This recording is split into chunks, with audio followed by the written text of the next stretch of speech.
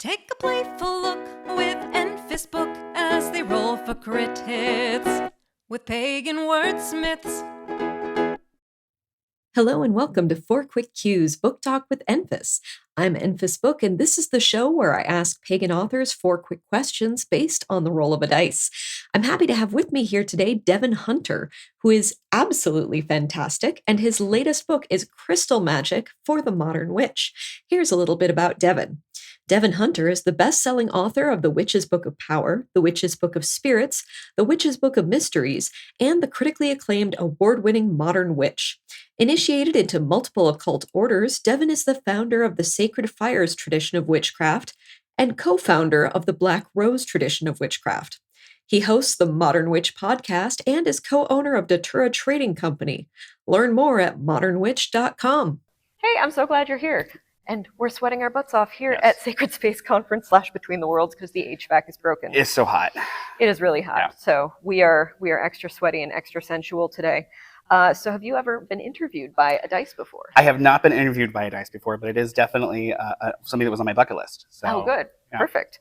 So today you have chosen the extra spangly, sparkly rainbow dice. Sparkly. Yes. And what would you like to name our dice today? So the dice is named Rachel, and that is after Rachel Barrett, who was the voice of all things Star Trek up until the new run of things. And so the voice of the computer.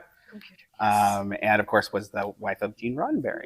Yeah. Awesome. Yeah, the DC Metro has a voice very similar to hers, which I think is very interesting. Yeah, that I don't think is an accident. It's a great voice. And happy day after First Contact Day as I we are know, filming that's this. exactly, yes, absolutely. Awesome.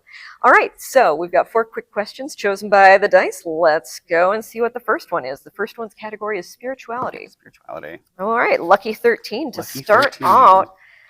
Do you believe in ghosts? Very much believe in ghosts, yes. So I was a professional medium for 16 years, I think 16 years. And up until the pandemic, actually, is when I finally retired the hat, But I very much believe in ghosts. Yeah, my entire occult world, I think, starts with some really scary ghost stories, actually, from when I was a kid. Interesting. Yeah. I used to live in a haunted dorm room, so...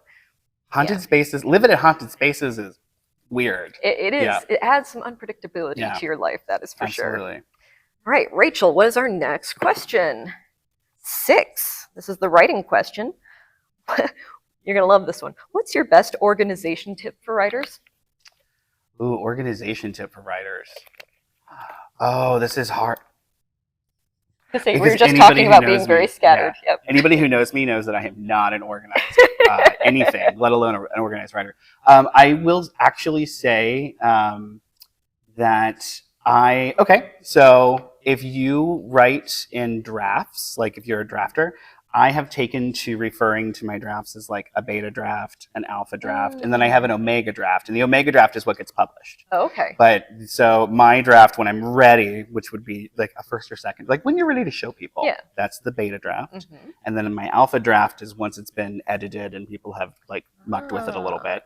And then the final is the omega. The omega is always, You end up with file names like Omega, Omega, Omega, really Omega this one after you make a million little changes. Omega A, Omega B, and so I did some graphic design in my day, and I can't tell you how many Photoshop files I have that are called final, no, really final. You know? Yeah.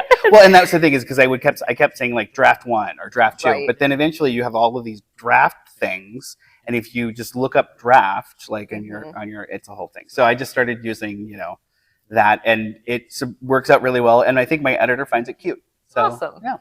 I put dates on them. That's the thing I have to do because I'm like, is this the most recent one? ADHD and dates. No, I hear you. Yeah. All right, Rachel, question number 3 is what I'm calling extracurriculars. So this is not writing specific professional pagan stuff. Okay. So, 14. A 13 and then a 14. All right, 14. What is the most surprising thing somebody has said about your book or books? Well, I had a guy start a cult off of one of my books. Neat. Yeah, so I guess that would be it. I don't know what he says because I'm not part of his cult. But yeah, so he started so I have a book called The Witch's Book of Spirits. You can check it out. And he was moved by some of the spirits that I channeled in that book. It's very cool. It's very grimoire. And he developed his own relationship with them. And then I Googled, because you Google your name and you Google things that you know that you created to see, and it came up one day and I was like, this can't be real. There's no way this is real. And then sure as shit, there was a Facebook page and there was a whole thing. And that was weird because I'm so anti, like, I'm not anti-religion, but I'm anti, like, cults and anti that kind of thing, right? And I have a tradition, but we're really set up for people to be solitary.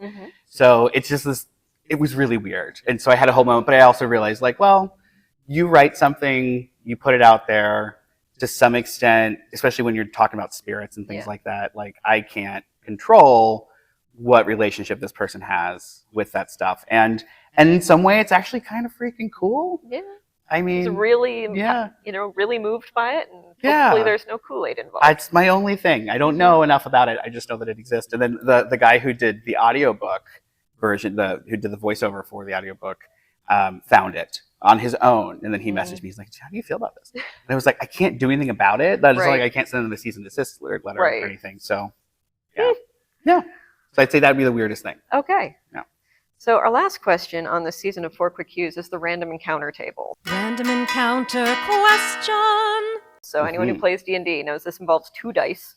So in this case, we're going to roll Rachel, but also I don't have a name yet for our little D4 here. So we're going to roll them both at the same time, and this question could be almost anything. All right. So let's see what they give us. Oh, that's a 1 and a 7. So let's see.